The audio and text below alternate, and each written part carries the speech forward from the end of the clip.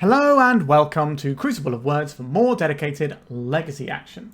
For today's midweek meta deck, we are playing Delighted Halfling's deck that they won the Legacy Showcase Challenge with.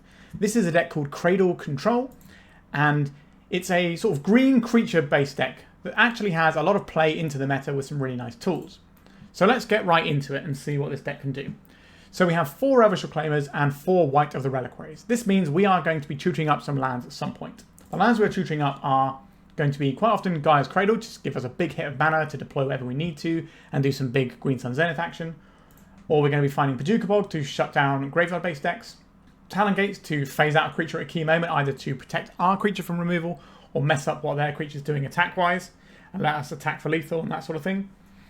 We have Lair of the Hydra, which just gives us the ability to have a massive creature that's very good with Cradle as well. And we've got a couple of Dryad Arbors as well if we need some creatures.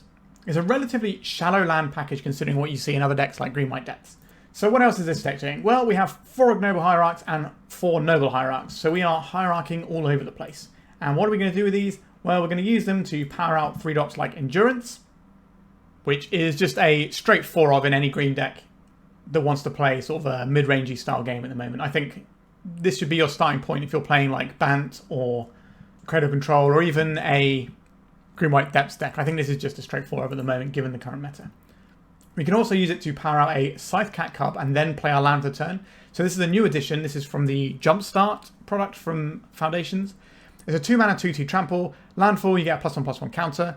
The second time you resolve this ability in a turn, then you double the number of counters on that creature. So you can choose who gets the counters, then you can double them. Obviously the first time you double doesn't really matter, but then from the next turn onwards, this can make really, really large creatures. So it's just a very powerful beat stick here. We have Once Upon a Time to smooth out our early draws and make sure that we're hitting action instead of just a bunch of air with these guys, which, you know, they're good. They power stuff out. They power out our Cradle. They help us cast a natural order, which is really key. So it's obviously doing quite a lot here. But we want to have one of these payoffs, whether it's, you know, the Scythecat Cubs or the Wight of the Reliquaries or something. So Once Upon a Time just helps us smooth that out with our draws. The natural order package and the Green Sun Zenith package, we have a few little one-offs to find. So we have an Atraxa, which can just draw us a bunch of cards, be an aggressive threat, can stop people from attacking you, gain us life. It does it all. You've seen it before many times. Collector Ouphe to shut down artifact decks, and Sylvan Safekeeper to turn off removal on our little creatures. That is pretty much the deck. I'm excited to try this one, actually. I think this deck looks a lot more streamlined than previous Cradle Controls. I think the addition of Scythecat, now it's available online, has really changed how this deck gets to operate. Sideboard-wise, what have we got? We got some hand disruption. We need a bit of help against combo decks because we are just a green fair deck for the most part. We've got some Graveyard Hate in Faerie Macabre. This can also be found off of the Once Upon a Time, so that's quite nice. We have Snuff Out, a bit more removal for when we need to remove some creatures because we're not really big into the removal front at the moment. We have one of Urza's Saga, which is an interesting one. It does tutor for this Pithing Needle, so this is a package that comes in together. This can also give us some extra bodies as well. So it's just like an additional threat for those matchups as well. We've got some Force of Vigor to take out scary permanents like a Blood Moon, or if we've got some sort of Necrodominance deck that we need to take the Necrodominance out. And then we have Insidious Fungus. This is a 1 mana 1/2 fungus. You can pay to and sacrifice it to destroy target artifact, to destroy target enchantment, or to draw a card and put a land from your hand onto the battlefield tapped. So what we're going to be doing with this is boarding it in when we want it, and then we tutor for it with Green Sun Zenith. So I like having a sideboard here that seems to play off the sort of things we're doing in the main deck really nicely. You know, like the Faerie Macabre getting found with the Once Upon a Times, another creature we can tutor out, and then a land we can tutor out that also gets us a Pithing Needle. There's a lot of stuff to like about this deck. Alright, let's see if we can have a good league playing a relatively fair deck, albeit with natural order in. So please remember to like and subscribe, and let's get stuck in with Delighted Halfling's Legacy Showcase winning Cradle Control deck. If you want to play some Eternal Magic, why not check out the New York City first annual Eternal Team Trios Winter Tournament. This is a Legacy, Modern and Vintage team event, and team events are always some of the best Magic events going, so why not check it out if you're in the area. Welcome to round 1, this is our opening hand. We've got Acceleration into Natural Order, we also have an emergency button for graveyard decks. This seems fine, I'm happy to keep this one. I think I want to lead off on a basic forest so that we can't get wastelanded. This does mean we have 1 less fetch land available if we find a Scythecat Cub next turn. Because it would be nice to be able to play the cub and immediately put some counters on it. But we're going to play to what's in our hand, that makes way more sense. So we're probably looking at Wight of the Reliquary on turn 2. And then maybe a little cheeky attack for 1. Lotus Petal. I'm not sure how we're going to fare against a Lotus Petal deck, but we'll see. Cabal Ritual. Okay. Doomsday. Okay. Hey, how are we going to beat Doomsday? So this is a turn 1 Doomsday, which means their pile has to respect a lot of different things. So they need to make sure they have additional mana, because they don't have enough mana, so they can't just do a simple cycle pile through it. Now, there is a possibility that Endurance can win us the game. If they put the Thassa's Oracle on the stack, then we put their graveyard on the bottom of their library, then they won't have enough blue pips to make the Thassa's Oracle lethal. So that is a thing our opponent has to consider here. But I suspect this is not really the sort of matchup our deck is well equipped to beat. But the Endurances are something. It's not like we're completely cold. We have a form of interaction that if our opponent has no defensive pieces whatsoever, might be enough. The issue with that is they get to select what cards go into their Doomsday pile. So they can select a Thoughtseize to poke a hole first. Right, the Doomsday pile has been constructed. Let's see what their deck consists of. Is there another lever? No, this looks like a full-on Turbo Doomsday, personal tutors. How many personal tutors actually? Not that many. They have Spores of the Vault though. 2 personal tutors. There must be some more somewhere else. Are they going right now? A Lotus Petal. Now this is a line that Endurance is more likely to blow out if they're having to use their resources now. How many dazes? There's 1 daze there. They normally run at least 2 dazes. 2. 3 dazes. How many Force of Wills are over there? 1 Force of Will. 2, 3 Force of Will. Not looking incredible for us right now. We're going to tap like this so our opponent thinks we've tapped wrong, maybe? Like if we don't attack with the Hierarch, I don't know. I don't know what's the biggest tell that we're trying to make sure that we don't get killed by daze. I think we're going to lose to a Force of Will, though. Opponent has 3 Force of Wills over there in their graveyard. So there's 1 more floating about somewhere. You consider. Okay. Oh, they milled over the Force of Will. Okay. We're in. Cavern of Souls. 1 card left in their library. Is it another Cycler? Right, we'll let them put the ability on the stack, and then we will Endurance them. So these go back into their deck. This Oracle will not be enough. So they've got a mystery card in their hand. Could be another Oracle. So we can hit for 3, 4, 5 next turn. So we can phase this out. We can pump this by putting a Dryad Arbor into play off of this and sacrificing it. And we get the Exalted Trigger. I'm not sure if our opponent needs to go this turn. They could have just kept the Force of Will. But I guess they were worried that we'd had something from the Wight of the Reliquary that could mess with their thing as well. Not really sure what there is for that though. Maybe like a Ghost Quarter or Wasteland. But then that's 2 turns because it comes in taps and our creature's summoning sick. Obviously I don't know what was in our opponent's hand and I'm not a good Doomsday player at all. So I can't really give them the best of advice here. I'll play a fetch land. I will attack 4. I believe our opponent takes... I don't know what they have. Might be able to Talon Gates of Madara them in a way they can't win the game. Because if they have a second Oracle and fire it off now, then they're only going to have 2 Devotion once we Talon Gates it. So I'm going to get a Dryad Arbor here. We'll fire away this guy. Go and get the Talon Gates.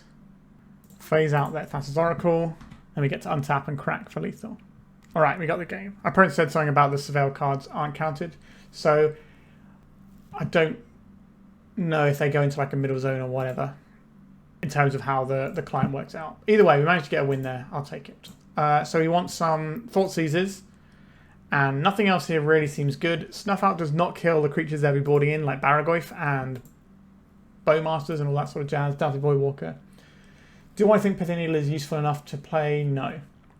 What does this do again? Destroy artifact, destroy enchantment, draw a card, put a land card. Not really what I want to be. I don't think the Faerie Macabres are good unless our opponent's on the Reanimator pivot plan, which does exist. I don't know how much they're going to be targeting our creatures, so I don't think we need a Sylvan Safekeeper. The Collector Ouphe has very, very minimal text here. They are doing like counterspelly stuff, so maybe we're just not on the natural order plan. I can see that, and then we keep the Safekeeper. It allows us to sacrifice Dryad Arbors to pump our Wight. If our opponent is going to a fair plan, maybe we want the Atraxa as part of our protection against their fair plan. That is something to consider. Could strip out one Once Upon a Time to keep the Atraxa so that we can still get it off the Zenith. Doesn't feel amazing to get off the Zenith though, does it? Okay, maybe we will get rid of this Safekeeper and get one natural order back in. Maybe we'll take a Once Upon a Time and have a second natural order. Since we're mainly boarding in the Thoughtseizes, we're boarding out. Like the Once Upon a Times can't really hit that. I don't really like boarding out Once Upon a Time, but our deck is just a bunch of 4-ofs. So I think the addition of Cub makes me safer to board them out. Okay, we have the Endurance. That is some of our interaction that is available to us. I do not particularly like the spread of mana we have here. I think we'll keep this because we at least... So the Dryad Arbor can be a green card to pitch to Endurance if we need it to be. If we find an untapped land in the first turn, that's probably the best thing we can find. Milling over an Edge of Autumn. It doesn't necessarily mean they haven't got some other creatures in. A Green Sun Zenith. I think that makes me happier to just get a Bayou and get the other Dryad Arbor out of our deck. This means next turn we can play the cat and another land and start growing the cat immediately. Against Doomsday, you want to pressure their life total because they need their life total to Doomsday, so the more that we can pressure it, the better that's going to be for us. It can stop them from doing past the turn piles. Okay, so they get to see our hand. They might take the Endurance because it beat them last time. They've gone for the cat because it's the best pressure we can apply. That's perfectly reasonable. That is a Lotus Petal. That might be something we're trying to Collector Ouphe away. We could Collector Ouphe it right now if we draw an untapped land. We didn't draw an untapped land, but we did draw a Collector Ouphe, so I will just deploy the Ouphe. And I'll deploy the Dryad Arbor because this can attack for damage. And it gives us more green pips available. So probably just sending for 4 and playing the Dryad. Okay, I was going to say we attack for 4 and play the Reclaimer. We could play, if we draw a fetch land, we can go and get the cat. And then if we put the fetch down, then we can attack for a bit more damage. And threaten lethal next turn so they can't do a pass the turn line. A Thoughtseize. That is pretty much the best thing we can do here, isn't it? Let's take a peek. Thassa's Oracle, Barragoyf, Doomsday. Not a big lover of this Barragoyf. I think I'm more worried about that than Doomsday. I'm going to attack with the team. I think I will play the land as well. Just get it out of the way. These cards are exiled, so they can't put the Street Wraith or the Edge of Autumn into a Doomsday pile now because they're gone. It has to be cards from your library or graveyard when you Doomsday pile. So the only thing we're really worried about is Dark Ritual into Barragoyf, which we can get around using an Endurance. Thassa's Oracle. A 1/3, that's so big. Alright, Fetch Land is a good draw for us. Let's see if we can get that. They did choose a card. Okay, Fetch Land is a good draw. Let's put a counter on the Collector Ouphe. Attack the Collector Ouphe. Do I want to split the damages or do I want to make sure this guy is bigger? I think I'm going to force through a little bit more damage now. So we have to choose the Collector Ouphe because the second trigger just doubles instead of putting a counter on. So if they play a Barragoyf, we can nuke our own graveyard. A Dark Ritual. Barragoyf. There it is. So this will only be a 1/2. But we'll lose our Collector Ouphe if we do that. And then that unlocks their Lotus Petal to do Doomsday lines. They're on such little life total. Where are we putting this counter? I think I want to put it on the Scythecat Cub. So we can attack with 2 creatures this turn. So we nuke the graveyard. They go... So this will only be a 1/2. It will trade.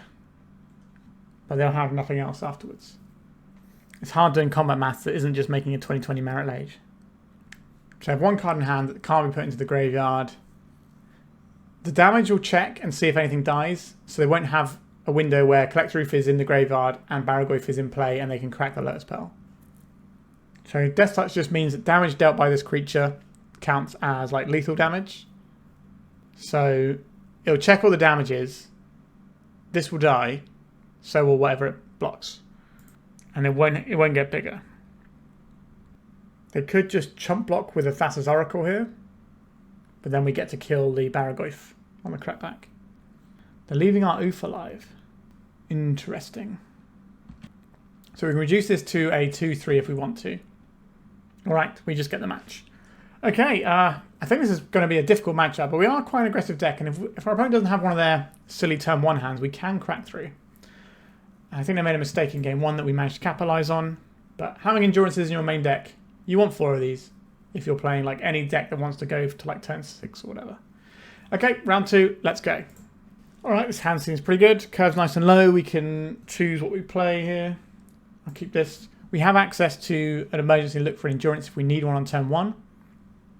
We also have a Reclaimer that we can just sit and play and threaten the Bojuka Bog, if that's going to be the sort of line that our opponent's deck is taking. Polluted Delta. Another Once Upon a Time. Wasn't going to be anything else, was it? Okay, I think we are playing out a land first. Not a lover of these things. I think we just want land drops here. I'm going to put an Elvish Reclaimer in play and hope that that does enough against what could be an Entomb, untap, reanimate and kill us. Could be seeing a Daze. Okay, we're not getting Entombed on. If they just manually mill over one of the big monsters, that would obviously be sad for us. They're left on top. That could be sad for us in different ways. It's getting dazed. It is getting dazed. Okay, so our opponent is probably trying to leverage the graveyard in their deck. Now, obviously, Elvish Reclaimer is just a very solid card anyway, but a tempo deck is more likely to want to try and kill that once it's in play with things like Fatal Pushes and whatnot, rather than counter on the stack. So that's why I'm leaning towards our opponent being a reanimated deck. It's also the best and most played deck in the format, so it's usually a pretty safe bet.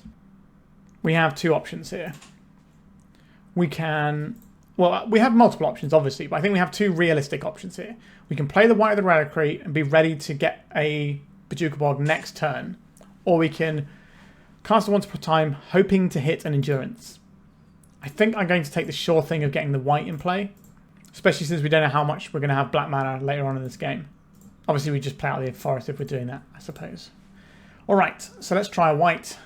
This gives our opponent 1 turn to have exactly Entomb reanimate. They got a Swamp.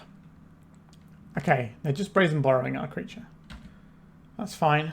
So that suggests they have something like Entomb plus Animate Dead, which I think means I want to play this Elvish Reclaimer instead.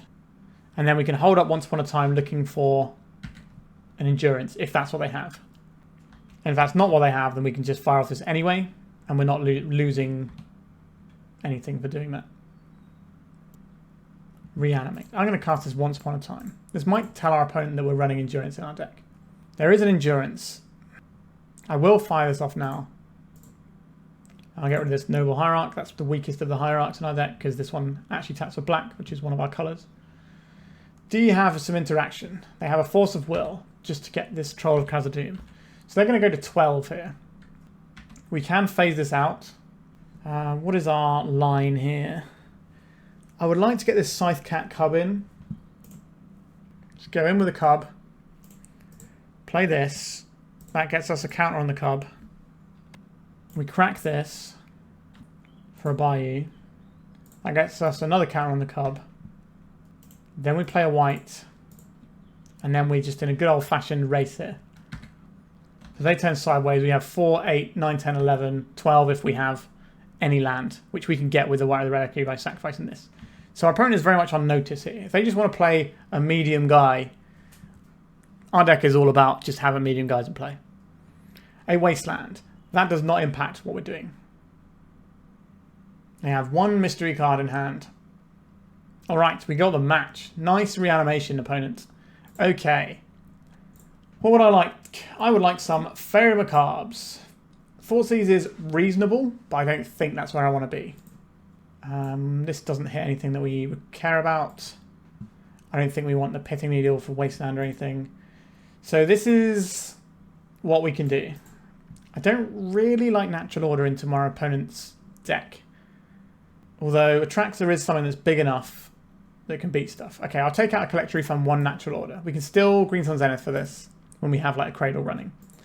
Just gives us a couple of these. So we could take out these 3 cards and add in 3 Thoughtseizers. How do I feel about that? How many things from our opponent's deck do I really care about? I don't want them doing the big reanimation plan. Maybe, like they are a Daze deck as well. Maybe we take out 1 Once Upon a Time, the Natural Order package, and just have these Thoughtseizers. Because our opponent is a combo deck. The problem I have with doing that is our opponent's fair plan is probably better against us than their combo plan. Like Barragoyfs and stuff are not our friends, whereas we could have an Atraxa that can go over that. But what would that cut look like? We'd have to not have Thoughtseize to have these, like maybe like this. It's a choice between this and Thoughtseizes. These draws are obviously better. Alright, I'm going to go for the natural order plan. Am I? They have daisies. What am I doing? That can't be right. But they have to spend daisies on all of this stuff that we're playing early on, otherwise they're going to lose the game to it. I think we have their unfair plan covered, and this beats their fair plan better. So I think I am going to keep the natural orders in. Now, if you're a Cradle Control player, please let me know in the comments if I've done that right or wrong. Especially on the draw when they can just brainstorm and hide the stuff anyway. We have Graveyard Hate. We have an Atraxa that we don't want in hand. I think this is a mulligan. It's just too many dead cards. Okay, this hand is fine. Get rid of that Bojuka Bog. We have an answer to their unfair plan. We can get to do our own thing. Okay. A wasteland, you say? Let's have a look at some cards with this Once Upon a Time. And Endurance is nice. I don't mind having more lands either. If we have the Faerie Macabre, we probably don't need the Endurance. I'm just going to go and get a basic forest. And then I'm going to deploy that basic forest and cast an Elvish Reclaimer. And just be like, okay, we're going to have Graveyard Hate up from turn 2 onwards, unless you interact with it. Cycling Troll of Khazad-dûm, sure. So this might push our opponent to going for a reanimation line right now, which then plays into our Faerie Macabre. Because kind of use it or lose it, right? Or they might just think, this isn't the big enough prize, we need to get something bigger. The one downside with this is if we want to hold up the Bojuka Bog, we have to not commit anything else to the board, which is a bit of a pain for us. Oh, I like the Cub. I like the Cub a lot. All right, I'm going to play the Cub because we have the Faerie Macabre. I don't think we need 2 layers of protection. I will bash for 1. If we affect our opponent's life total, it does make their reanimates worse because, you know, reanimate hurts you. Another troll. All right, 3 trolls over there now. No, sorry, 2 trolls over there. And they have the ability to reanimate one of them, I suspect. We have to decide if that's worth us hitting. I think it probably is. Because from this point onwards, we can now just sit back on our Scythecat Cub and just go to town. We probably have to get a basic so that we can't be wastelanded off of Reclaimer activations. A Fatal Push. You pushed my cat. Poor little cat. And then a Ponder from our opponent. I think the same principle holds true this turn as it did last turn in terms of just getting some pressure down, relying on this Faerie Macabre. Alright, there is a wasteland. That is obviously a pain. A Windswept Heath. What am I doing with this? We can play this out, turn our creature into a bigger creature, and hold up Bojuka Bog. Because once we put this land in the graveyard, and then go and get another land out, we should have enough for our Reclaimer to be big. A Dauthi Voidwalker. Okay. I'll crack this. Kind of awkward what we crack it for. I think we go for the forest here and then we turn it into a Bayou. Do we turn it into a Bayou or do we turn it into a Cradle? Or do we turn it into Lair of the Hydra? Okay, I'm going to get Cradle. Let's crack this. We go and get a Bayou now. So we got a Wight the Reliquary, a Round of Days. And then we crash for 4. A flurry of Thoughtseize. Oh, okay, we're just getting a Force of Will there. I was going to say a flurry of Thoughtseize into Reanimate will obviously be a bad time for us. But we're cracking for 4, they're only cracking for 3. We get the first hit. If things remain at parity, we are winning. A Murktide Regent, you say? That is a little spooky for us. How are we supposed to beat that? I guess we see what we draw. This is where I'm glad we have the natural order plan in our deck.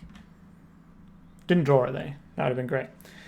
So 1, 2 mana, 3, 4, 5, 6 mana. So we can Green Sun Zenith first one like an Endurance. That seems bad here.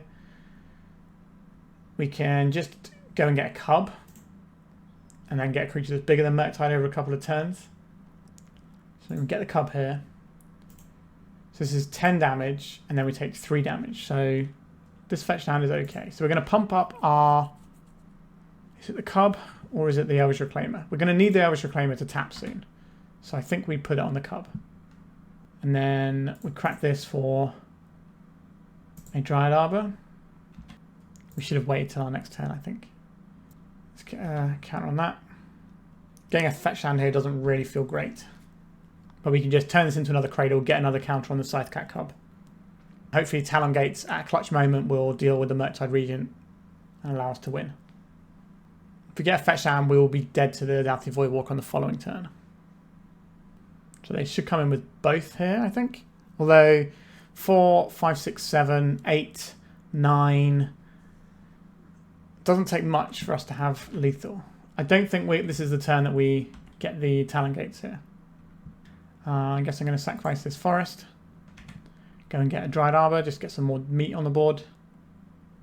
Have another counter on our Cub. A little bit worried about removal on this, but there's only so many things we get to play around here. Okay, I don't know if we can win now. Natural Order, that's probably one of the things we need to do to win this game, isn't it? How much mana do you have? 1, 2, 3. So this is 4, 5, 6, 7, 8. So you can play the Cub as maybe a bait. No, we're just in, are we? I'm going to get rid of this Noble Hierarch. Can I please have this Atraxa? No, I cannot. Okay. So we have to Talon Gates away the Murktide Regents. I'm just going to die with this stinky Faerie Macabre in hand.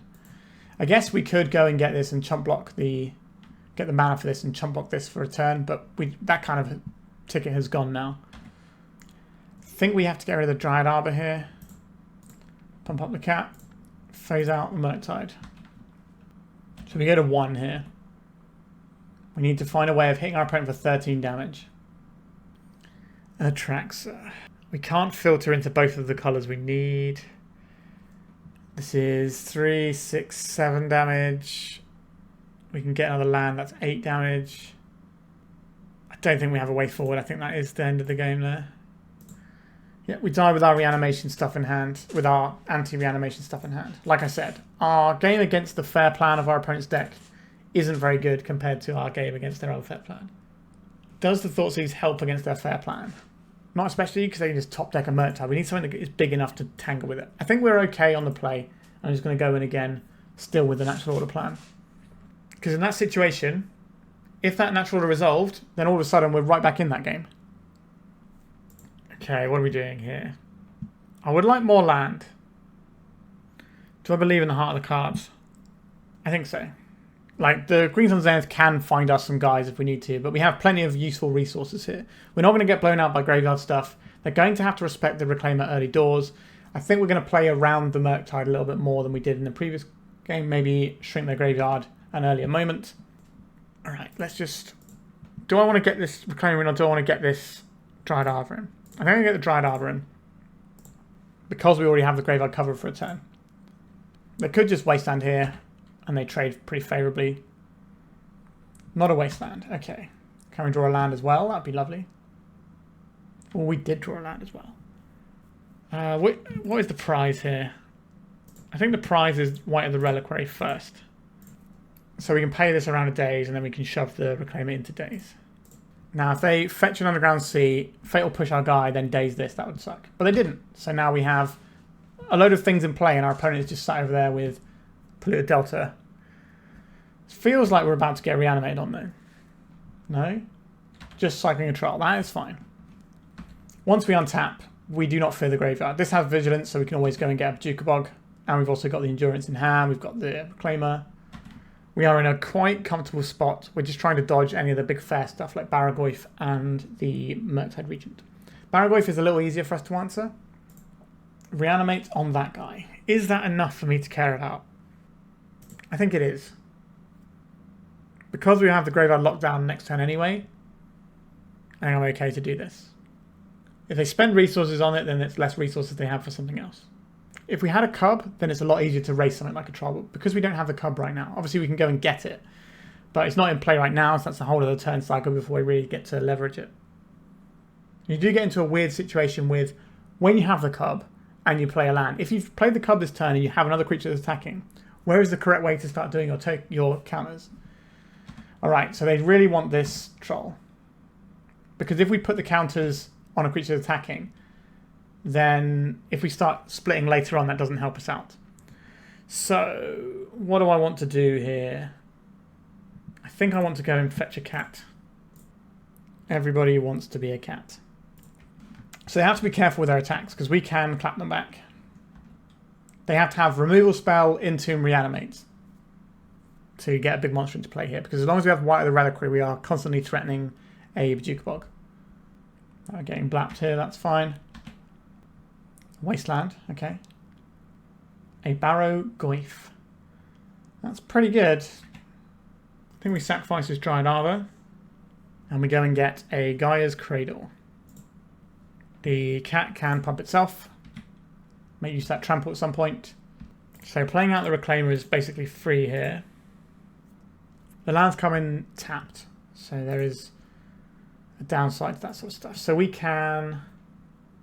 Okay, we can go and get the Endurance now. Our opponent's graveyard. Shrink their Barragoyf.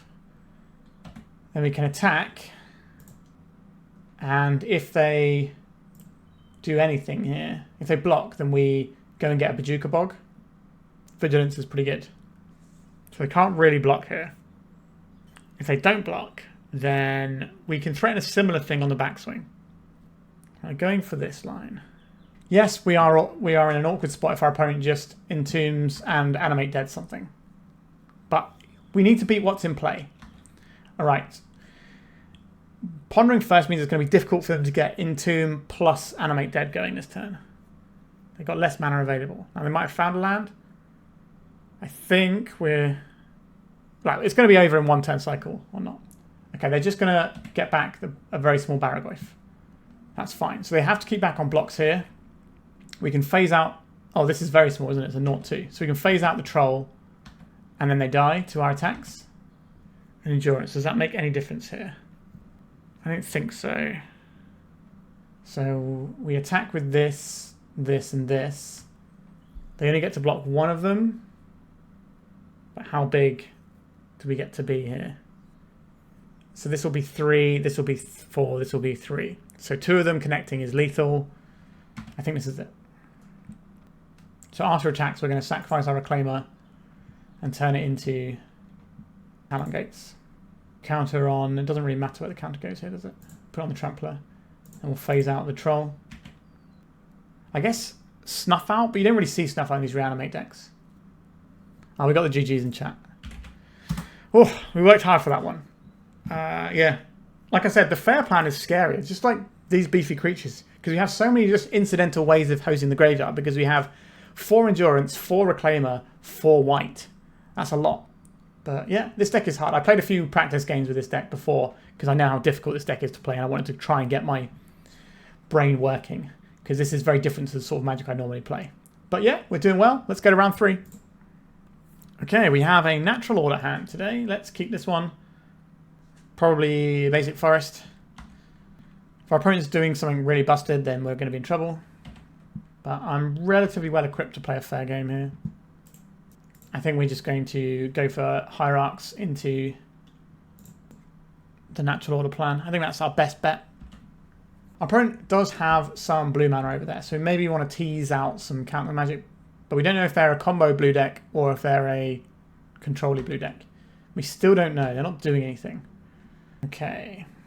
I'm going to cast a Noble Hierarch. I'm going to cast an Elvish Reclaimer. Do I want to play out the Cradle now and risk it being wastelanded? What am I doing with 3 mana? I can go and get a Scythecat Cub. I don't hate that. We're just trying to bait out any sort of interaction from our opponent here. They got nothing. I do think our opponent is a combo deck at this point. They seem perfectly content to just sit there watching us do stuff. And they don't have anything going on. So maybe they just have, we just turn 3 show and tell you and you die. Feels like what's happening here. Alright, they got a Brainstorm at end step. But they weren't brainstorming in response to our creatures. So they're not trying to control our board and see what resources are interacting with our creatures. They're brainstorming at end step to try and have the best combo turn they can have. That's how I'm reading this situation. There's going to be a Thundering Falls. We're going to get a little Surveil action. No, a Tundra. Maybe they are control after all, or it could just be breakfast. Swords to Plowshares. Okay. So that could have happened because they had counter magic and removal and just thought we'll have the removal side of things going. They might not have any counter magic. I think we have to send it now though. Would like to see a shuffle here. I just quite like the idea of brainstorming in response to the threats so you at least know what all your resources are going to be so you can best answer the threats if you're playing more of a controlling position. 4 cards in hand. A natural order. Okay, we have plenty of mana here, so I'm going to try and play out this Reclaimer first. See if this gets any interaction. It did not. I would like to cast a natural order, sacrificing, I guess it's Dryad Arbor here. Now do you have a Force of Will? They do. Okay, that's just a 2 for 2. Storm Chaser's Talon was that. Ah, I saw somebody playing this earlier when I was doing a little test game. It was like a Monastery Mentor, Storm Chaser's Talent, like prowess style deck with Staff of the Storyteller. Looked pretty good. If I find a list about somewhere and get time, I'll certainly jam it. I love Staff of the Storyteller. So we can just jam another natural order. Just been trading 1 for 1 with a bunch of resources. Maybe our opponent is out. A Wasteland, that is very, very good here. If we find a land, we can still fire off a natural order. Yeah, so this is the same deck. I don't know where this deck's come from, but seeing 2 people playing in the same deck, same day is unusual. Land? Not a land. Interesting. I guess we are... I think we have to go get the Cradle here. So we're attacking with the Hierarch for 2 damage here. And then we can use the Hierarch and the Reclaimer to turn our forest into a Cradle. And that gives us natural order next turn. Not ideal, but our opponent is very low on resources, so we just get to gas back up. Right, a drawing card from the staff. What have you got going on there, opponent? You're going to bash us for 1, or is this a blocker? Bashing us for 1. They're going to play a Mentor or something? I don't know. It's just a very weird attack. So the reason I think it's a weird attack is I think having the ability to save some damage might be useful. Cradle. Goodbye, Noble Hierarch. You served well. Can I please natural order now? Emergency Brainstorm. Please don't find anything. If we had a Cradle Heath, this would be lethal. I'm going to get the Atraxa. I imagine the Atraxa trigger is going to be worth more than just getting a Collector Ouphe there. Okay, what do we have? We have 1 instant. I will take that. We have a land. I would very much like to have a land. We have a Sylvan Safekeeper. That seems like a very good creature here. We have a sorcery as well. I think I'm attacking for 4 here. And then their spot removal is turned off. Now, it comes at a cost to turn off their spot removal.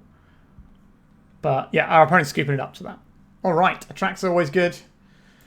Let's go to the sideboard. So we probably just want to have more threats than what our opponent's doing. So this shuts off Staff of the Storyteller. Insidious Fungus we can tutor to shut stuff off. I don't think we're fully trying to Force of Vigor our opponent's stuff, but I think having Insidious Fungus is enough there. Do I like Thoughtseize here, or do I just want to ram as many threats as I possibly can at our opponent? Interesting. Collector Ouphe has text here for sure.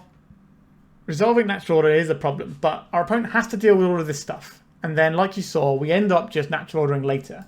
It's just a different perspective on how we're natural ordering. Do we need a Bojuka Bog against our opponent's deck? When I played against this deck earlier, they didn't have any Murktides or Snapcasters. Actually, is that true? They have a Snapcaster. I think they had a Snapcaster. So we will keep the Bojuka Bog in. So where are we fitting these 3 cards? Now, the obvious thing would be we could replace a land for a Saga. I think the Talon Gates is still worth having. Its protection for our creature. How do we feel about these Once Upon a Times? How do we feel about... I think I can get rid of 1 natural order at least. And we get rid of 1 Once Upon a Time. And do I need the Pithing Needle, or are we just okay having the Collector Ouphe to stop the Staff of the Storyteller?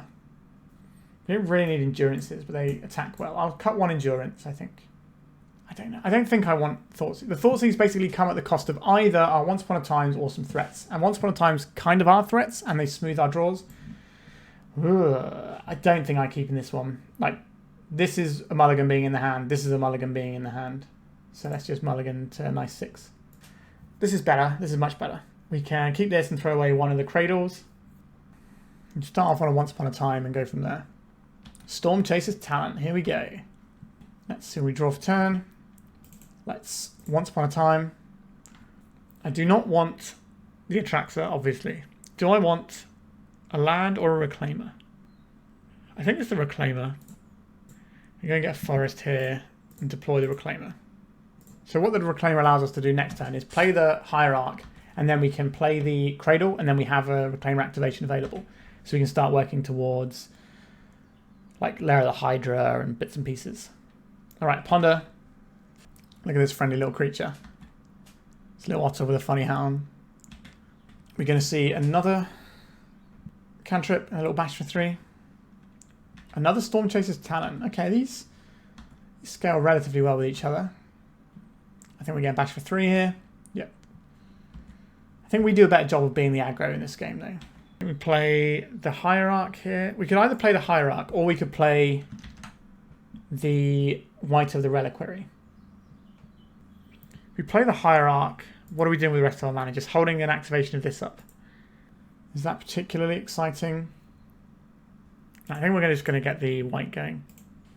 I don't think they have any 0 mana instants they can play here, so I'm just going to get my 1 damage through. We should be the beatdown in this game, I believe. Brainstorm.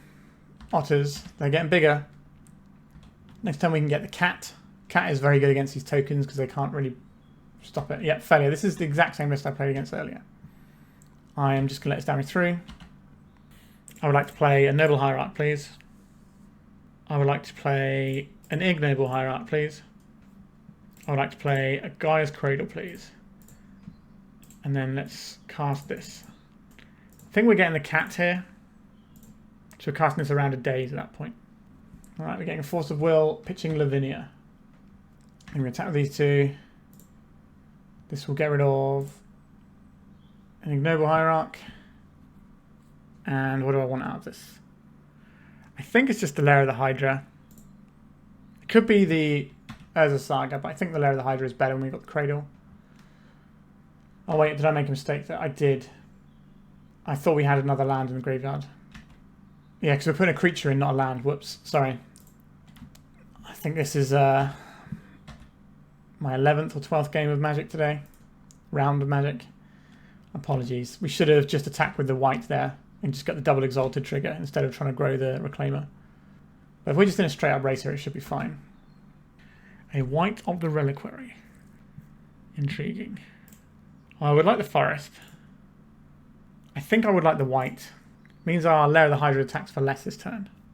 Let's make a big Hydra here. We'll attack for 8. That's most of their life total.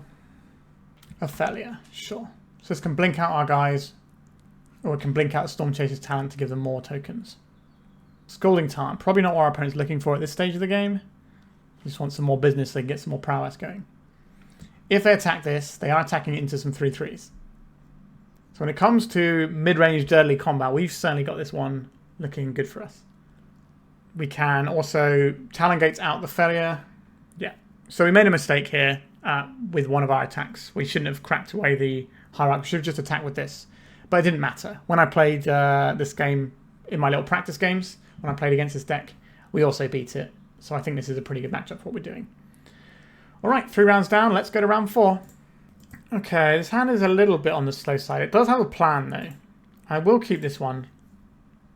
I say it's on the slow side. I mean, it doesn't really have the sort of meat in the middle of the sandwich. We've kind of got the beginning of the sandwich, the top of the sandwich. We don't have anything in the middle. Okay, we're just going to die to Ouphe on turn 1. We might not, though. I have an Undersea Informer. So, how many cards does our opponent have in their graveyard? All of them. The question we have now, though, is how much fast mana they have in their hand. So Spirit Guide, Spirit Guide, Spirit Guide. 1 Spirit Guide in exile. 1, 2, 3, 4. So they don't have any fast mana. So they will lose to an Endurance here. If we can find one with this once upon a time. Do we let this Nagameba come in? Is there a need to? I think we just go... Do we need to let this Nagameba come in? No, I don't think we do. I think we cast this for free and see if we can dig our way towards an Endurance. We found the Endurance. I will exile this Dryad Arbor to cast my Endurance, please. We got Pact of Negation? They did not. Okay, so now they don't get the Nagameba either. Alright, step 1. We're alive. We probably could have taken a hard look at our opponent's hand and worked out exactly what they have in their graveyard and stuff, but that's not exactly great content, is it? For why just sit there trawling through it. I doubt it's really going to impact how we play this game either. Okay, the land's in tap. That's what we want to see. A Cradle. We're attacking for 1.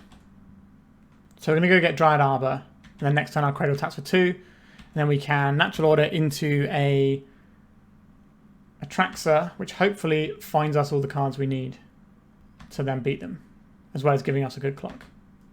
Crack this. Dryad Arbor. This is 1, 2, 3, 4 mana. So we can get 2 damage in with this Dryad Arbor first. And then sacrifice it. Goodbye, Dryad Arbor. Our opponent isn't really a deck that interacts with us on that sort of front. I think I'm just going to get the Atraxa here. Okay, an Endurance. I will take that. A Once Upon a Time, a Natural Order, a Misty Rainforest. So we have Graveyard Hate again. I figured that was going to be a much better play than just natural ordering for like a Wight of the Reliquary, which can then get a Bojuka Bog later on. This protects us immediately. We can always natural order this Hierarch into something if we want to. But we've got 2-turn clock on our opponent. We have a piece of Graveyard Hate. We're getting Thought Seized. We are getting Thought Seized. Okay. Are they still going? That's pretty incredible if they are. No, they're not. Okay, good. So I have 8 damage here. This makes it 9. That's not quite good enough, is it? Can we natural order away and get... We can only get +2 from this, right? So we could go play a land when we don't have a land. I don't think there's a way we can kill our opponent this turn. So I think we attack for 8. And we play this. We Green Sun Zenith. This gets us the Collector Ouphe to shut down the Lotus Petal. And then I think we fire this off now when they don't have access to Pact of Negation. I guess it doesn't matter if we fire off now or not. Elvish Reclaimer. I guess we could just get Reclaimers, fine. Okay, opponent, don't kill me. We've done a lot. Alright, we've got game 1 versus Ouphe. Thank you, deck, for having these endurances in. Okay, Thought Seizes are helpful. Faerie Macabres can sometimes maybe do a thing if we're lucky. Pithing Needle can name under Suit Informer. That is not nothing. So I believe the four Thought Seizes are definitely coming in. The Force of Vigor can blow up some mana, but that doesn't really work this day and age. We have so many of those annoying lands. Snuff Out doesn't really work for us either. Once Upon a Time finds Endurance. I would like that to happen. We do not require Sylvan Safekeeper. That can get out of here. I don't believe we require Talon Gates of Madara, so that can get out of here. Do we need this big package here? Like, the refuel was so good, though. We're kind of just winning with bits most of the time. So, like, if we take that out, that gets us 4 Thoughtseize. If we want the 2 Faerie Macabres, we probably just get rid of these 2. The Faerie Macabre doesn't always beat Ouphe or spells, but if they don't have mana floating, then it does. I think we just beat them down with whatever, and we're not trying to attract them. This does not have an immediate answer, but I don't hate it, actually. I'm going to keep this. We have the ability to dig for an Endurance whilst making the thing that brings us Bojuka Bog on turn 2. Are they going on turn 1, or is this going to be a slower roll here? If they Thought Seize, are we supposed to Once Upon a Time response? I don't think we are, because that way if we draw a Once Upon a Time, we can still cast it for free. It's just going to be a Barragoy if they just go on the beatdown plan. Right, it's going full. Okay, so doing it so they're going to have 1 mana floating. So we just don't have a line here that works if they have 1 mana floating. Unless they make a mistake. So they're going to Cabal Therapy us. Let's pop this out so we can have a look at how they've sideboarded. No counter magic. Interesting. They do have the Therapy, which is almost certainly coming out here. Where is the Jack-O-Lantern? There it is. They have 1 mana available from this Lotus. Okay. I guess we'll fire this off now. We're dead. And our opponent's going to know we're dead. Sure. Okay. Some fun interactive magic right there. What are we going to do now? Anything differently? I don't believe so. I think we just ball in again with what we've got. Being on the play is huge when we are a Thoughtseize deck. Many Endurances. Okay, we keep this. Let's cast our Once Upon a Time for free. Wouldn't mind having a land. I'll take this Bayou, please. And then we play out an Elvish Reclaimer, which threatens Bojuka Bog from turn 2 onwards, whilst we also have double Endurance. The problem here is if our opponent just goes Cabal Therapy you first, then we lose, because they're going to name Endurance. But there's only so much we can do. We're like a green creature deck against a deck that's trying to kill us on turn 1. Sometimes you just got to take your lumps. There is a Thoughtseize, that's not so bad. They'll see that we have 2 things. But the Elvish Reclaimer, if we can find a land, we'll be up and running. That is the one caveat to this plan. Please draw an untapped mana source. Did not draw an untapped mana source. I believe we play out the Hierarch here. And then we crack for 2 damage. We can reduce the number of turns our opponent has in this game. Maybe that's enough. Kind of weird if we win game 1 against Ouphe and lose game 2 and 3. Against the dedicated linear does one thing deck. Our opponent could sideboard into like a Charbelcher or Creatures plan. You do see that. I think the Creatures plan is definitely a no-go against us because we have to play a bunch of creatures to the board because that's all our deck is. So it doesn't seem like you want to just be playing the creature game against us. Whereas if we were like a deck that was relying on a bunch of spells, then any little creature can kind of go a long way. So like one Barragoyf can really connect for a bunch. Hopefully they can't win through this Endurance yet.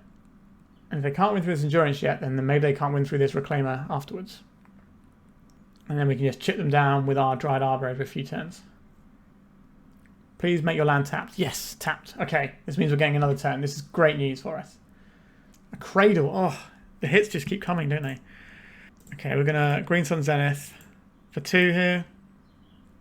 This is going to get us access to the Collector Ouphe, which shuts down our opponent's ability to get some mana, but it also shuts them down from getting the Charbelcher.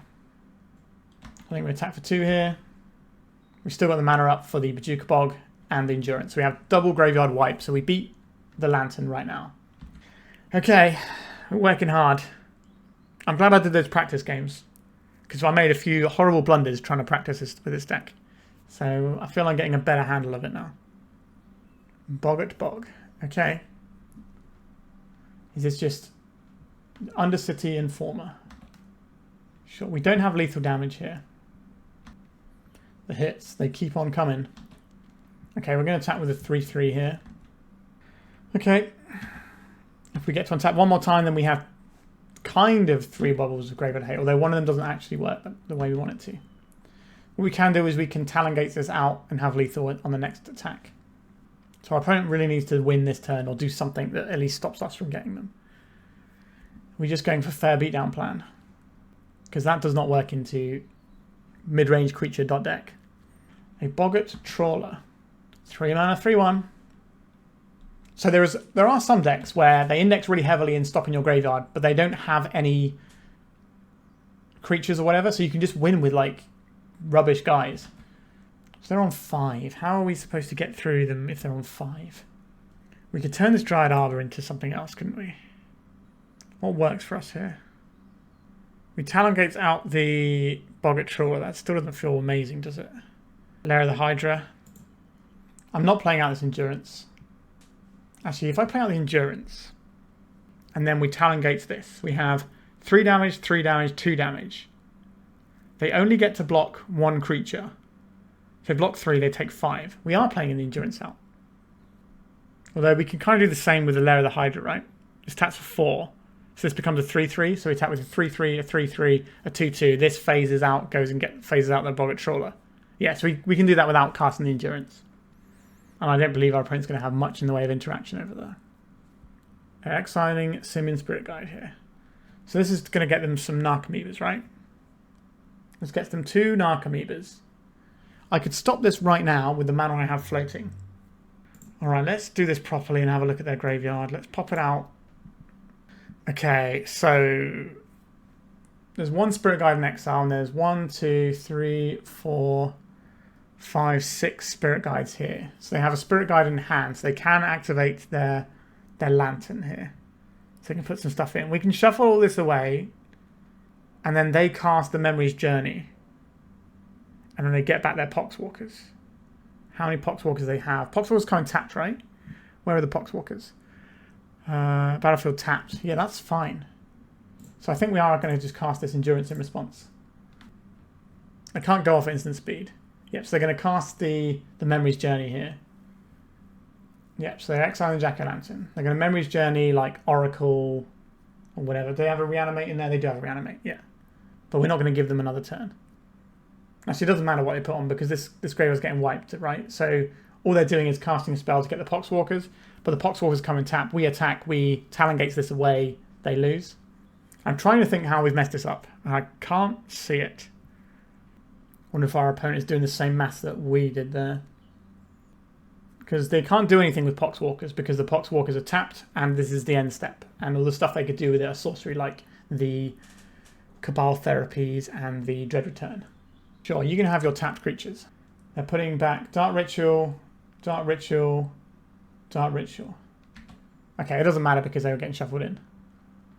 But these go on the bottom. So they're just going to be drawing Dark Rituals for 3 turns. An interesting choice. I suspect that means they're dead. So these don't come back now. Did we take out the Talon Gates? I have a feeling where I sideboard out Talon Gates, didn't I? I did sideboard out Talon Gates. But they only have 1 blocker, so this is still fine. We get the Dryad Arbor here, I think. We tap this for a bunch of mana. We tap this. And this becomes a creature. Then we attack with... So the Reclaimer is going to be a 3-3. Sorry, a 3-4 in a second. And then we sacrifice the Dryad Arbor to make this a 3-4. But we got the match. That is 4 rounds done. And that is 4 rounds won. I'm glad I did a few practice games. So yeah, we are now playing for a trophy with this deck that just won the Legacy Showcase Challenge. I think we can certainly see why. The fact that we have 4 main deck Endurance, which is something that I've been a big proponent of for a while, in basically any deck that wants the game to go a few turns and is green. So yeah, let's go to the final round and see if we can put a trophy on the board. Alright, we're against James Casal, who's a famous Grixis player, a very good Grixis player, Grixis Control that is. Our opening hand obviously doesn't play, so we have to mulligan this one. That is an easy decision to make. This is fine. We have Lair of the Hydra playing out one of our Hierarchs. We have Endurance, which is a reasonable creature. I'm going to put back this Dryad Arbor. So our opponent's just going to remove all of our creatures. And that is not very fun for us. But if we can find some Cub action, we can really get going in with the damage. I don't believe our opponent's deck runs Wastelands ever. The colour pips on the cards they're trying to cast make that a little bit difficult. So I'm not going to play around Wastelands unless I see them. Obviously, you know, James is always innovating and building in the space, so I wouldn't be surprised if they had a waste. Well, I would be a bit surprised. But not to the point where I'm going to play around it. What are we doing here? Another Noble Hierarch. Right, Bayou. Let's cast a Noble Hierarch. And a Noble Hierarch. And we're on Hierarch Beatdowns. Now, August Bowmasters is in our opponent's deck, so we have a lot of targets for that. But maybe we have so many targets that they don't care. You can just lose one of these guys, that's fine. Look at that, attacking for 3 on turn 2. We're basically Zoo at that point, right? We have plenty of mana, so things like the natural order on the cards, our opponent's obviously going to have some interaction that's going to make that awkward for us. Okay, they're having to cycle to get their next piece of mana. That's good news for us. That means they're not having that much mana to spend on what's happening right now. It means another turn before Bowmasters comes down. Just a ponder. Excellent. So we get to crack for 3 again. Alternatively, we fire up the Lair of the Hydra and crack for more. I don't hate that as a strategy. So this would be what? 3 mana, 4 mana, plus 3. So we crack for 7. That's quite a lot. Now we're a little bit running on fumes here.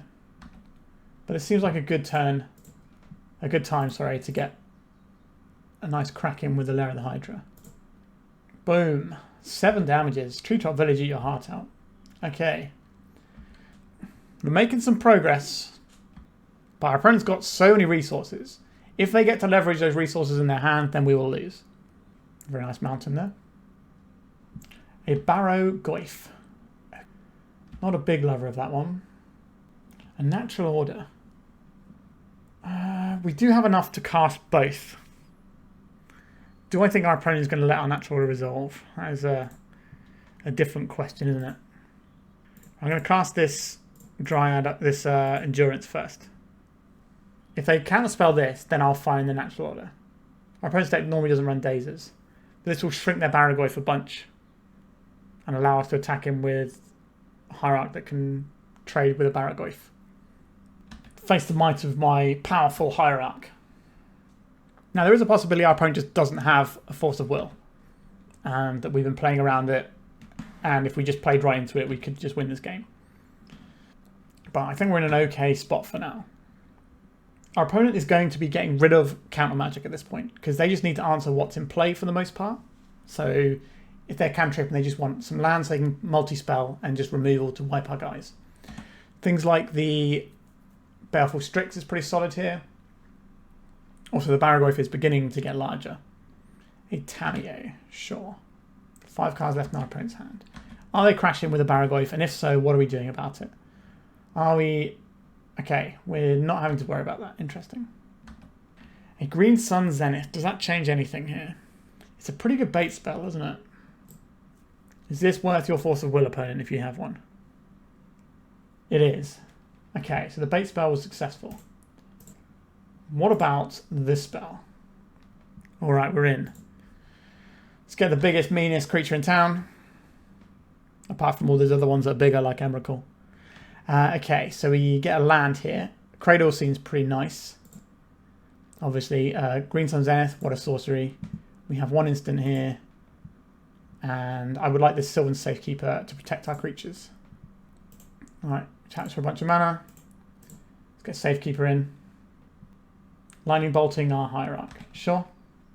I think I'm just going to Once Upon a Time here rather than Zenith. We can Zenith next turn for whatever we want. And Endurance is interesting here. Endurance is interesting. We can wipe a graveyard a little bit. Or do we want this cat? I like the Endurance, I think, more than anything else. Actually, the cat gives us Trample. Does it? Actually, does it? It doesn't give other stuff Trample, does it? Intriguing. Is that what we're doing? I think it's the cat, because that can make anything into a threat. We can always Endurance with a Green Sun Zenith next turn anyway. This can attack for 4. That doesn't seem good into our opponent's board. So we're just going to move on with life. Attacking with the Barragoyf, they are. And attacking with the Tamiyo. Getting a clue. I don't really want them to draw a card here. I think I'm going to offer up my Endurance. Brainstorm, yeah, this is always going to happen with the Tamiyo. We just wanted the clue. But Atraxa is lethal in 1 hit, and we have lots of ways of stopping them from killing it, because we have lots of lands and a Sylvan Safekeeper. Oh, I guess it's not lethal in 1 hit because of the Barragoyf lifelink, right? Yes. So we can just get Dryad Arbors, put them in front of the Barragoyf, and then sack them to the Safekeeper. Sheoldred's Edict. I will sacrifice my Noble Hierarch, please. So they're bolting this guy. I'm going to keep him alive. This gives us less mana to put into our Hydra now. So we have 2 mana, 3 mana. So this attacks us 2. So that is exactly not enough damage for us to kill our opponent. However, if we drew a land, we did not draw a land. So yeah, this is 2 mana, 3 mana. This attacks for 2. This attacks for 6. That's exactly not enough damage. Understood. If we play the Scythecat, and then we go and get a Dryad Arbor, we put a counter on this. That's still not really going to matter, is it? I think we play the Scythecat Cub here. We get Dryad Arbor. And we just stack high on our Atraxa here. We go attacks. I think we will attack the Tamiyo, just get that gone. And then we can block the Barragoyf with the Dryad Arbor. And then sacrifice it to Sylvan Safekeeper to stop them gaining any life. 2 cards over there. Cling to Dust. Targeting our forest. Does this draw them a card or gain 3 life? Okay. I'm going to cast myself an Endurance and wipe our own graveyard so they don't gain the 3 life. Alright. Whew. It's a really cool game. Enjoyed that one a lot. Okay, so we want threats. This is a threat. This can blow up a... Well, this is kind of a threat, and it blows up the Baleful Strix. That's what I'm looking for. I don't think we want Pithing Needles here. I don't think we want Force of Vigor. I don't think we want Faerie Macabres. We can take out their Cling to Dust, but I think just having Endurance is better. It's a threat. Thought Seizers are interesting. Our opponent has some really annoying cards I wouldn't like to have to deal with. Bojuka Bog is useful. I think that will come up some amount of time. We want all of our little dorks. Safekeeper is excellent. Collector Ouphe is probably the obvious cut here. That probably just gets us a Saga, which just gets us more threats. And I don't think I want to go into this. I just want to keep loading threats into our opponent. And keeping this natural order plan in has been good so far against decks that look like our opponents, so I'm going to continue doing that. This is already a mulligan because there's Atraxa in, so I'm going to mulligan anyway. We don't have any lands either. Don't like this one very much either. This is a mulligan as well. Not like this deck. Okay, we'll keep this. We're obviously keeping our land. We'll probably keep a Hierarch. So probably just binning off. We've bin off the bad Hierarch. We've just bin off 2 Hierarchs. Our opponent is in a relatively good spot already to begin this game. 7 cards on the play.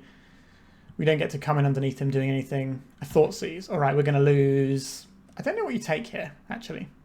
Maybe the Hierarch can force us into some horrible Dryad Arbor lines.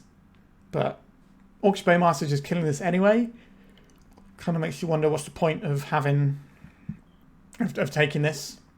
If they have the Bowmasters, they don't take this. Unless they want to take this, make us Green Sun Zenith for a Dryad Arbor and then get that as well and just really put us in the dirt. They went for a Green Sun Zenith, which I think is the objectively more powerful card here. Our opponent's deck does not have Wastelands. Do they have Wastelands in the sideboard? I don't know. I'm going to play a Forest. Maybe they do. I think having Wastelands in sideboards is a thing that more people should do. Okay.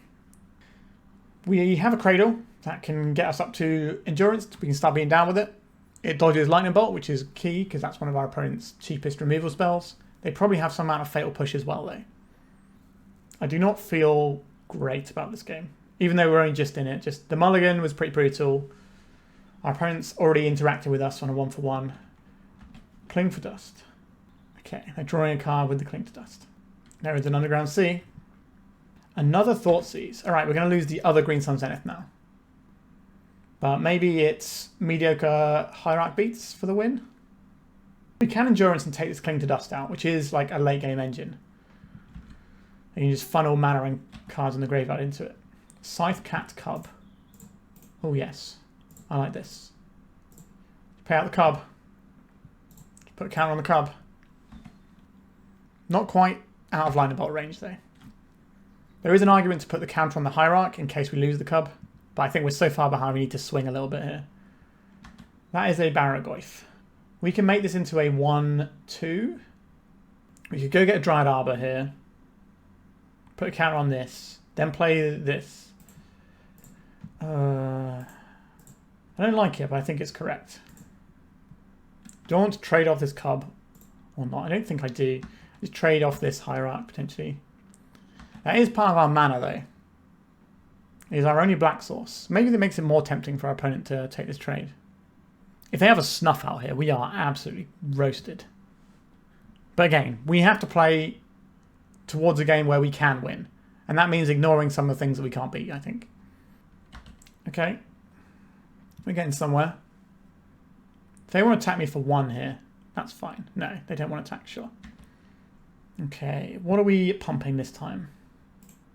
Are we just spreading our counters out in a weird fashion? Okay, let's attack with a 3-3 Dryad Arbor here. Problem is, if they have instant and a removal spell, that's so bad. Alright, I think I'm going to attack him with Endurance. But we're spreading our tools out a little bit. Maybe we're going to get caught by a Toxic Deluge. But we are safe from Orcish Bowmasters with all of our things now. Right, we're getting a trade-off here. Just don't Toxic Deluge me, bro. Don't do it. Colligan's Command. Yuck. Yuck indeed. Welcome back, Barragoyf. Didn't like you the first time around. Like you even less this time. I guess we probably trade the Scythecat Cub here. If they have a Lightning Bolt, it doesn't change the maths. I think they will just take this. It's a nice bit of life gain, gets a creature of ours off the board, allows them to continue going. No, they didn't want it. Interesting. Alright. Let's see what our opponent's up to here. Which means they're attacking with it. Oh, Kaito. That's disgusting. So they're going to snooze our Cub. Yep, Sleepy Boy. Then attack with this. No, don't attack with this. Okay. What do we get with this? We can Endurance. This makes us into a 1-2. I'm not opposed to that. This also puts all these Green Sun Zeniths back into our deck, which would be nice. Force of Will. Okay. We're both pretty low on resources, but our opponent has the 2 best permanents in play. Kaito is absolutely going to ruin our day here. They're going to attack with just the Kaito, maybe. And then they can hold us back, because this is such a roadblock for us. They definitely want to get the Surveil off, but I don't know if we can lose any of these creatures. Because as soon as we lose those creatures, we are just welcoming more attacks, so we have to let our opponent Surveil 2 and draw a card. I think we're going to lose this game. Let's try and pull out in game 3. Kaito is such a beating, though. Good to know that they have this in their deck. I was expecting it because it's the best blue-black card for any fair deck, in my opinion. This card is bananas. It just completely changes the board state immediately, and it's so hard to deal with. Alright, that looks like hard-cast Force of Will mana. A land. Okay, Dryad Arbor. It's your time to shine. Let's attack Kaito. An Orcish Bowmasters, you say? I could save the Hierarch here. It's kind of the same either way, although this doubles the counters on it. If we go and get a Bayou here, we can double the counters on the Arbor, and then we have a 5/5. Or we can save our Hierarch. No, this can only double, right? Actually, yeah, this has to double on the thing. It doesn't. If it's the amount of times the ability is resolved, not the amount of times it's resolved on a specific creature. Right, so I think we're going to make our Dryad Arbor larger. Okay, so now they can just chump block this, but we can't really do much about that either. So I think we attack the Kaito here. I think we're just going to bleed out to this Kaito, but we can see a little bit more of our opponent's sideboard plan. Because if we leave this untapped, then our opponent just can snooze it anyway if they want to. I guess that would cost them their Kaito, actually. Maybe we leave it untapped. But that is a guaranteed destruction of some of our opponent's resources if we attack with that. Okay, so we're going to gain 4 life here. We have 8 damage. If we have a fetch land, we might just be able to kill our opponent. But they're surveilling. They did surveil 2 cards. Oh, sorry, no. That was the Baragoyf, sorry. Now they're surveilling. They got Orcish Bowmasters back, so they have a blocker. I don't feel good about this. This does have trample, though. So killing the Kaito is a thing that we might be able to do here. What does this do for us? A Colligan's Command. They're doing 2 damage to this. Then they're going to Bowmasters it away. We discard this. I think we're done here, and we're just going to save our time for the last round. For the last game of this match. Do I want to do anything differently? Do I want these Thought Seizers? I don't know if I do. I think having lots of threats is a good way to go, but those Baragoyfs are such a pain. We don't have a good answer to Baragoyf, and that does feel like a real weakness of our deck. Like, we can try and Thought Seize the Baragoyfs, but we have to like hit them at the right time and hope it's there. I think we just need to go over the top or around them. Like, we've been managing the Baragoyfs in some of the games, and I just think we need to try and do that again. Alright, this is for the trophy. Oh, this is a big punt on this opening Once Upon a Time to find us a land. How good is this hand if we find a land with it? Like if you find a green source. It's not even that good. I think we're just going to be sensible. Okay, this hand is much better if we find a land, so I am going to keep this.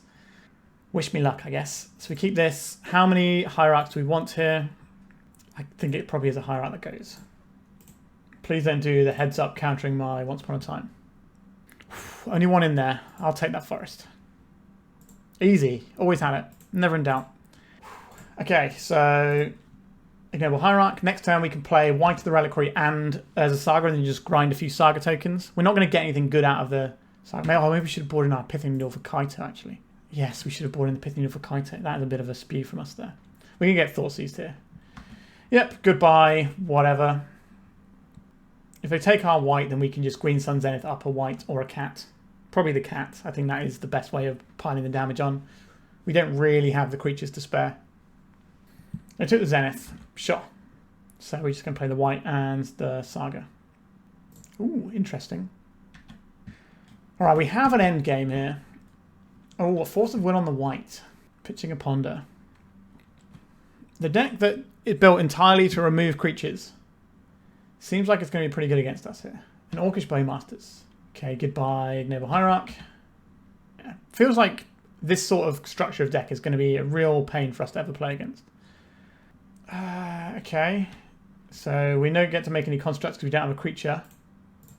I will play out this Reclaimer and this Cradle because that means we can make a construct next turn if we want one. And then I think we might just be into the hit and hope with the Atraxa play. They could Colligan's Command and take our last card. That is something that our opponent would very much like to do on this board state. Because they can kill this and take our card. Now, basically be the perfect card for them. Okay, they didn't have that. Okay, so we don't get to make anything with our Saga here. Our opponent is low on resources, though. So if we can just get a green creature in natural order, we'll be okay. Baleful Strix, obviously a very good card here. Doesn't clock us quickly. Can be annoying later on. We don't get to tap this for anything. I'll tap it for a colorless mana that we're not going to use. No targets. A bit sad. I don't really want to sacrifice any lands to the Sylvan Safekeeper. Well, we've got some life to work with. Hopefully our opponent doesn't have scary cards that kill our stuff. Although that is like 90% of the deck. Is it more important for me to have a Sylvan Safekeeper in play or this guy's Cradle? I think I'll just lose the Safekeeper here. It's kind of much of a muchness, I think, because we don't get to use the Cradle if we sack it. Okay. The slow bleed out to mediocre men is happening. Yeah, keeping 7 in this matchup is really key because it is just an exchange of resources and then whatever's left is enough to win with. And our opponent is, you know, getting some nice 2-for-1s here that is going to be putting them over the top. Okay, we have a card that we can cast. It's going to be big because our opponent's been doing a pretty good job of annihilating all of our creatures. And they are going to the graveyard instead of exile. Alright, we've got 6/6. All they have to do is not tap the Baleful Strix though. Shoulder's Edict, end step, there it is. Oh my, oh my. Dryad Arbor, untap, and then natural order. Another Bowmasters. This puts us to 10 and we take 1, 2, 3, 4, 5. So this is a 2-turn clock. So we need to find something that can hold the fort for a turn. So like another Wight would be reasonable. I don't think we have enough lands for the Wight, for the Reclaimer to work. Okay. Here goes our one thing. I bet our opponent's got a lightning bolt in hand. I can feel it in my bones. Close enough. And then we're dead. Yeah, we just had nothing that we could do with this. Our opponent just removed every single card we did. And some of those removal spells came with bodies. And what are we supposed to do about that? Nevertheless, we finished with a pretty solid 4-1. We only lost to the deck that is probably one of the worst things that we could play against. And it was still close in game 2. Like, there was a lot of back and forth. It was just that they had this Kaito at the right moment and we kind of lost to it. I think we were relatively close though. But the card advantage removal your creatures deck against the we only play creatures deck is going to be tough. Maybe we board in the Thought Seizers, but the problem is we have even less threats if we do that. Alright, let's talk about this list. So this deck just won a Showcase Challenge, which is a very high level event online. Clearly it's very good. Even me, who is bad at this deck and doesn't really like playing the sort of minty green creature decks, had an absolute blast playing it, and I thought the deck was really solid and it performed really well. 4 main deck endurance is why I think this deck is viable. I think this card, if you're running a mid-rangey style deck, like even if that's like a Bant control deck, or you know, Maverick, or Green-White Depths, or this, you should be playing this card, right? So many of the top decks are graveyard ready, and I think it's something like 34%. I can't remember the exact stats of, but 40, roughly like 30, roughly a third of the decks in the top 8s of challenges at the moment are dedicated graveyard decks, and then there's about another 20% of decks that are not dedicated graveyard decks, but still don't really like their graveyards being messed with, like you know Delver and stuff like that, and Painter. So yeah. 4 endurance is why I think this deck is viable. Scythecat Cub is also very sweet. This card was just such a sweet threat that absolutely smashed our opponents a bunch of times. I'm trying to remember which games I played as my practice games and which games I played in the actual league now, but this did a lot of work for me all day long. I've played like 8 rounds, I think, with this today. I did like 3 practice games. I think we won 2 of the practice games, and then I quit the other one because I thought I'd had enough practice. So on the day, I've gone 6-1 with the deck. So yeah, very solid. I really enjoyed playing it. It perfectly serves a way of using your Gaia's Cradles. It did feel like there are going to be some issues for us, like that Grixis Control matchup. Absolute nightmare. I don't think that's going to be a thing that we're ever going to reliably beat in a best of 3. I also think any deck that wants to be able to like kill your stuff and then play things like Barrogoyf to invalidate our creature plan is going to be really tough. So there might be some like mono black decks that are a bit tricky for us as well. But yeah, I quite like this build of the deck. Before it had Fiend Artisans, so I had like a different shooter package. But now with Scythecat Cub, it's just like, okay, this is how we're doing it. We're leaning more into the lands. We're getting things going. And it serviced us well today. I think I did misplay in the sideboarding by not bringing the Pithing Needle. It didn't actually end up mattering against the Kaito, but maybe it would have done if we boarded it in for game 2, where we lost to the Kaito. So that's a thought to consider. But yeah, deck looks sweet. Well done to DelightedHalfling for winning the Legacy Showcase Challenge. Not an easy tournament to win. And thank you, lovely people, for coming to watch my video today. Please remember to like and subscribe. And goodbye. If you'd like to support me in the channel, please check out my Patreon. It has a free guide to budget turbo depths as well as 3 tiers of support. A low cost one that enters you into my monthly raffle for a free donation deck on the channel, a mid-tier subscription that gives you access to my detailed turbo depths guide that is updated every month as well as regular articles, and lastly the higher tier gives you all of the above as well as a monthly donation deck for my channel. If you're interested in supporting the channel this way, please check out the link in the description.